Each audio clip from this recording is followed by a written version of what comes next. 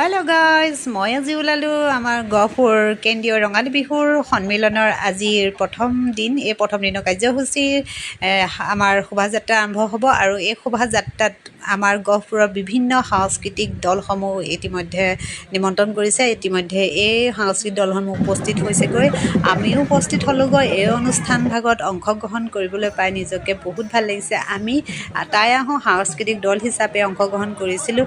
এই বিভিন্ন বাৰেৰহণীয়া সাংস্কৃতিক দলসমূহ যেতিয়া ড্ৰেছবোৰ পৰিধান কৰি আহে, সঁচাকৈ দেখিবলৈ বৰ ধুনীয়া লাগিছে। আৰু এই অনুষ্ঠানৰ অংশগ্ৰহণটো যে কৰিবলৈ পালোঁ, তাৰ বাবে বহুত নিজকে ভাল লাগিছে আৰু জাতীয় হিচাপে নিজকে গৌৰৱ কৰিছোঁ। আৰু এই অনুষ্ঠানৰ বিভিন্ন ঠাইৰ লোকসকল আহিছে, ভাল লাগিছে।